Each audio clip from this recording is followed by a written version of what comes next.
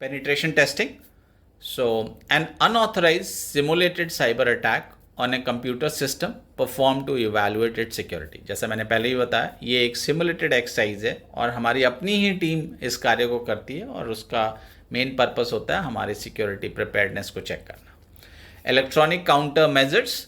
Electronic systems design to trick और deceive radar, sonar और other detection system.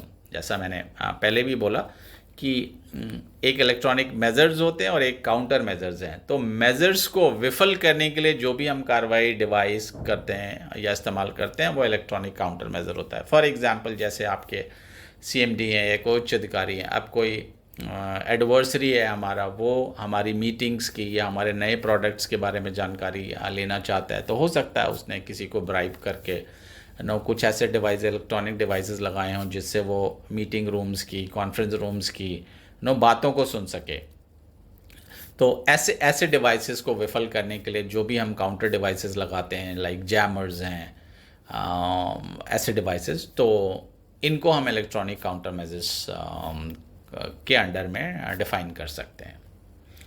Then next word है threat intelligence. So evidence based knowledge about an existing और emerging threat, यानी कोई भी ऐसा खतरा जिसके बारे में हम कोई इंटेलिजेंस, पूर्वाग्रह इंफॉर्मेशन को कलेक्ट करते हैं, उसको थ्रेट इंटेलिजेंस बोलते हैं. लेकिन ये एविडेंस बेस्ड है, ऐसे हवा में की गई कोई इंफॉर्मेशन मिले उसको हम इंटेलिजेंस नहीं बोल सकते. इंटेलिजेंस तब होता है जब वो इंफॉर्मेशन हमारे काम की है और रेलिवेंट है और उसका कोई आधार है. The next word tailgating. इसको डिफाइन करने की ज़रूरत नहीं है बिकॉज आप सब जानते हैं, फिर भी just for the sake of records, when an unauthorized person follows an unauthorized person into a secure area, this could be called as tailgating.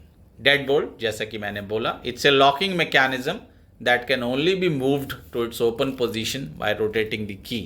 यानी सिर्फ की से ही खुल सकता है ये और किसी डिवाइस से नहीं.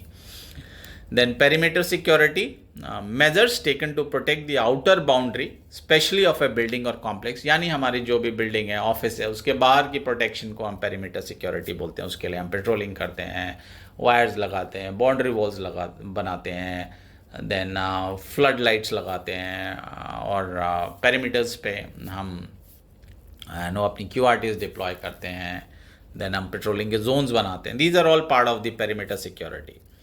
देन एंड पॉइंट सिक्योरिटी, जैसे मैंने बोला, ये फिजिकल सिक्योरिटी का हिस्सा नहीं है, एक साइबर कंप्यूटर इलेक्ट्रॉनिक सिक्योरिटी का पार्ट है, जहाँ पे भी हम एंड यूज़र डिवाइसेस हैं, कंप्यूटर्स हैं, मोबाइल्स हैं, उनकी सुरक्षा के लिए जो सॉफ्टवेयर इस्तेमाल करते हैं वो एंड पॉइंट सिक्योरिटी के नाम से जाने जाते हैं. Deterrence, measures taken to prevent undesirable actions by making actors aware of the negative consequences. यानी हमारी जो भी तैयारी होती है, एक तरीके से वो डेटरेंट है उन लोगों के लिए जो हमारी ऑर्गेनाइजेशंस को, हमारी कंपनीज़ को, हमारी संस्था को क्षति पहुंचाना चाहते हैं.